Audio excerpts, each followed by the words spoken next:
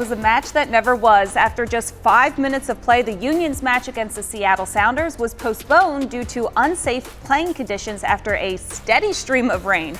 We go over the impact of having to reschedule this one before looking forward to facing a different Western Conference team. Union Insider starts now. Takes the strike on, and it's off the inside of the post. Up for the Argentine. Oh, brilliant! This is Martinez. Fires.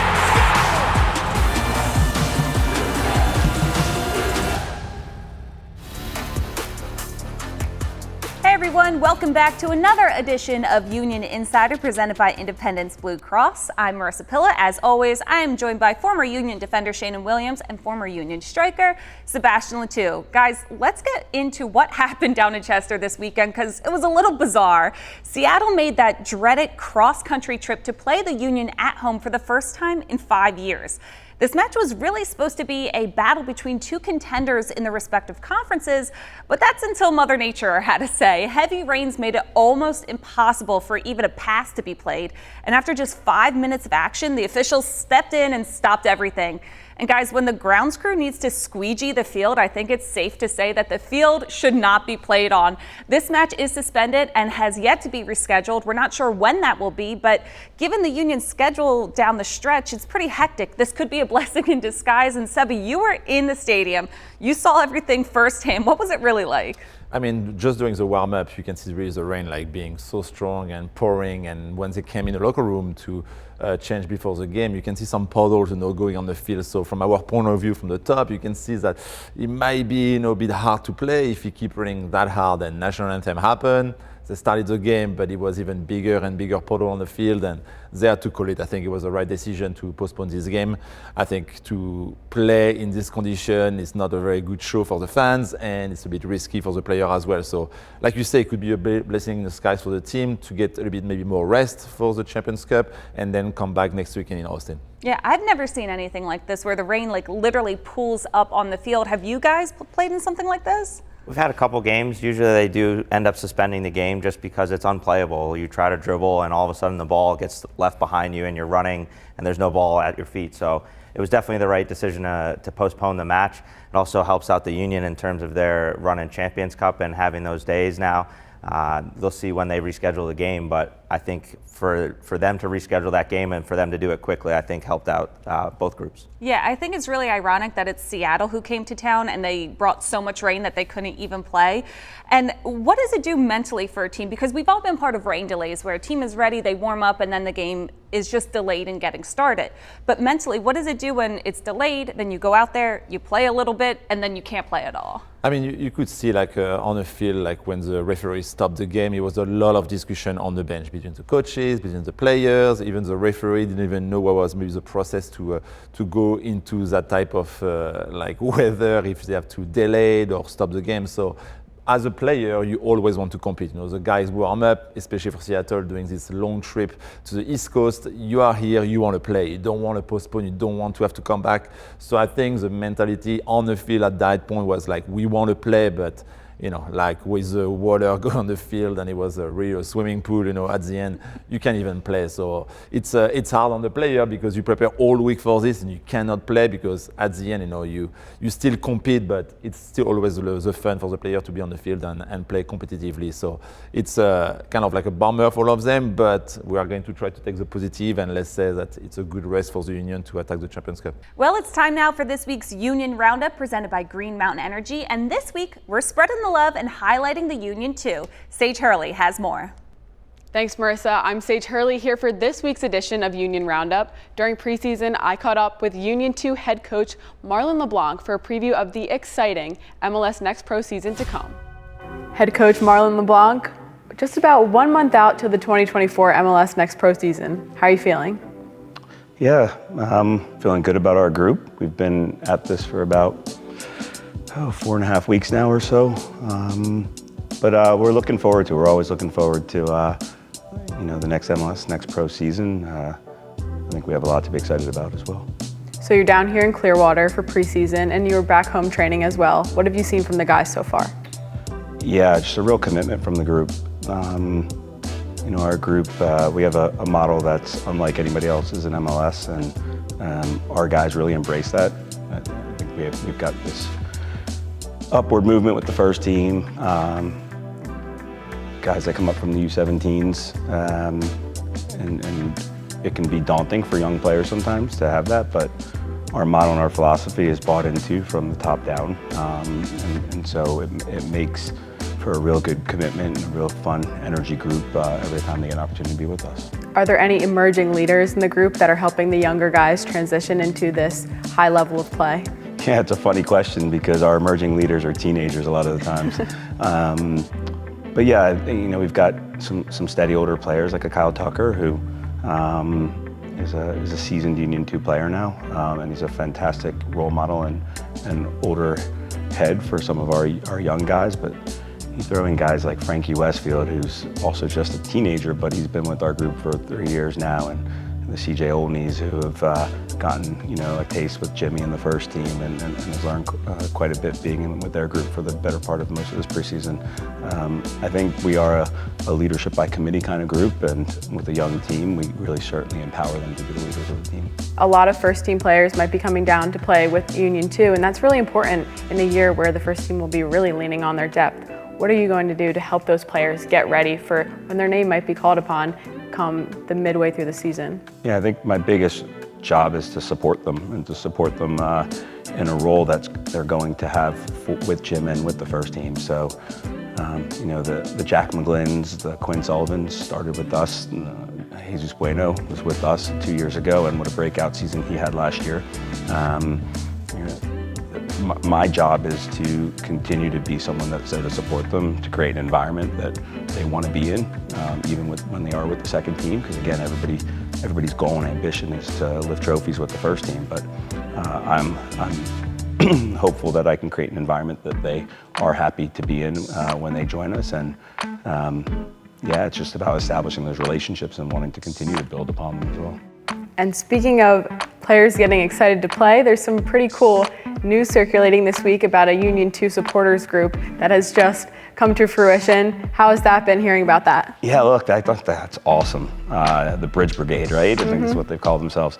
They have a lot of fun at Union 2 games. They give out free hugs for the players, especially the ones that are under 21, like a nice For little, those who don't know, can you explain what a free hug is? The hug drink, right? the really sugary drink that I'm sure our performance people don't love. They're really, really awesome. And I think you talk about, the Sons of Ben and what they bring to Subaru Park and the stadium and the atmosphere that they do to support the first team. The second team is the future generation, right? And so for the fan base to want to support the second team and have this grassroots type of fandom and appreciation for the kids that are coming through, and to see them really at a really unique time in their career, right? To be able to say, I've seen that player, I saw that player when he was 15, 16, 17 years old and wore the jersey, and to have these avid supporters that will travel to games and be there each and every weekend, I think it's going to be a really cool experience for our players. So last question, do you have a message for those fans on what they can expect from Union 2 this year? Yeah, I think if anything, I know our group has and will continue to entertain them. If anything, we've got this young group of fearless players, and because they're fearless, I have to be fearless in giving them an opportunity to play, and we'll continue to do so. And so they'll see some of the next generation of players that will play in front of 16,000, 17,000 in that stadium, in front of some more smaller, intimate crowds. And they'll know that our guys will be brave enough, they'll be blue collar, and they'll represent the club hard every single time they go out. That's so exciting, and good luck on your season coming up. Thanks. That's all for this week's edition of Union Roundup. Don't forget to tune in next week for your inside scoop on all things Union. We've got more Union Insider for you in a bit, but first, here's your Union trivia question presented by United Concordia. Who holds the record for most game-winning goals in a single season in Union history? Find out the answer later in the show. We're back with this week's Tweet of the Week. The rain kept the players on both sides from playing in this one, but it didn't stop the Union grounds crew from showing out on Saturday. This tweet is from the Union's account calling them the real MVPs as they tried to squeegee the water away from the field. Kudos to all of them on a valiant effort. Welcome back to Union Insider presented by Independence Blue Cross. Marisa Pilla, Sebastian Letou, and Sheanon Williams. And guys, there's not much to talk about from this weekend's match because it didn't happen. So let's leave the past in the past and look ahead to this weekend as these two give me their Subaru keys to the game as the Union take on Austin FC. Seba, what do you got? I think for this game, I think being good on set pieces could be the key for the game, offensively and defensively. We already saw, the Union get 1 point out of Kansas City on the last corner kick with a great goal from Alejandro Bedoya, but I think they could even be even more dangerous, especially on those type of game where it can be a bit close, not many maybe opportunity for the Union.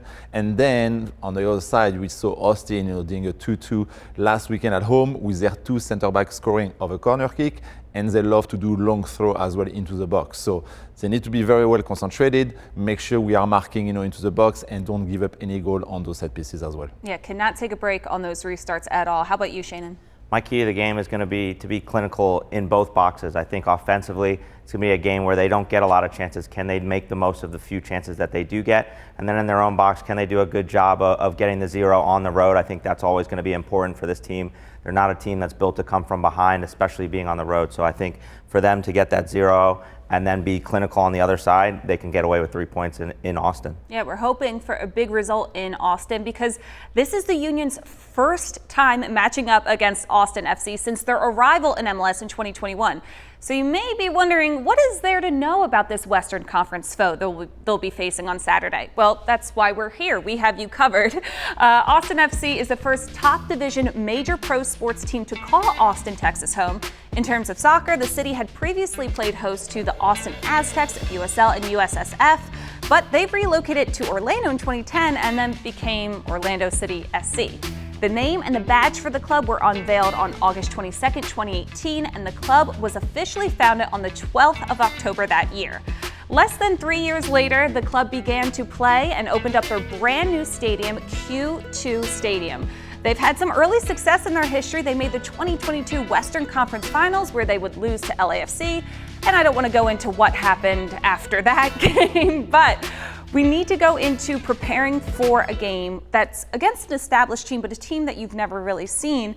But going back to that 2022 form, they made the Western Conference Finals in that year, but then they missed out on the playoffs last year. What do you expect from this team this year? I mean, it's a lot of pressure, I think, on Coach Wolf, this season because of, like you say, 2022 being very successful. Last year, not at all for them, but I think they had a lot of injury, especially in their playmaker, Sebastian Driussi, who I think had been very close to be one of the MVP in 2022. He didn't play a lot last season, start the season a little bit injured. He was on the bench the last game, but he didn't come in. He's a key factor for them, if he plays, if he doesn't. So hopefully, he's not going to play that game against the Union, but at the same time, I think the team of Austin is maybe not the best on the paper. I think playing at home, it's always a tough task for any team who go to Austin. But at the beginning of the season, we all know it's always kind of knowing and judging what's going to happen during a season. And right now, they didn't start very well. They didn't have a win yet. So hopefully the Union do a good job to keep that way and they get maybe the 3 points away in Austin. Yeah, Sheanon, what should they tactically expect from a team in Austin where they've never seen them before? They should expect the team to be organized. I know that Coach Wolf has their team organized and they sit in a 4-2-3-1 and they look to move and defend the ball very well. And then on the flip side of it, they look to provide service into their forwards to try to get goals. Seba talked about the 2 set-piece goals. That's definitely in their arsenal and how they can score goals and get on top of games. Does it add anything preparing for a game when it's against a team that you've never played before? I mean, it's a bit different just about the fact that playing in a new stadium. I think, when you go to a different stadium, you need to always kind of feel the vibe, feel the fans. Like you say, it's the only team in Austin, so you expect to have almost a full stadium for that game. And, the player, when they come and they play maybe in a different type of weather, we also the weather last weekend in Philadelphia, Austin might not be the same. So they are coming back from a trip, in Mexico.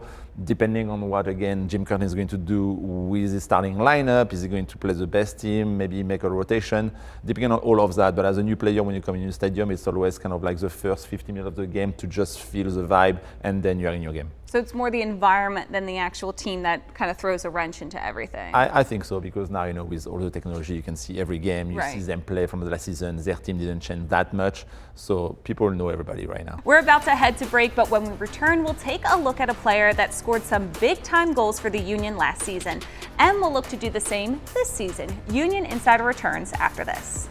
Time now for our Chick-fil-A Nugget of the Week. This will be the Union's first ever matchup against Austin FC. The last time they played a team for the first time was against Charlotte FC on April 2nd, 2022, a 2-0 win at Subaru Park.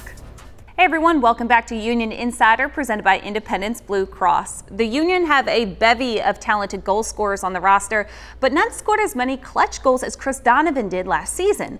The 23-year-old netted some notable game winners last year, including in stoppage time at the Leagues Cup quarterfinals against Querétaro and in the MLS Cup playoffs against New England. Donovan is hoping for more of the same this year, and we sat down with him for this week's edition of Player Profile presented by Subaru.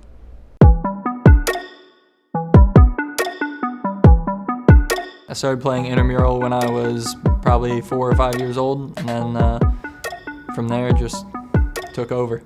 When I was really young, I shared a name with Landon Donovan, so he was one of my favorite players for the U.S. national team. And then when I got into watching soccer more often, I became a Liverpool fan, and Steven Gerrard, Luis Suarez, and Daniel Sturridge are why I became a Liverpool fan. Favorite soccer memory as a kid would be winning back-to-back state championships for Conestoga.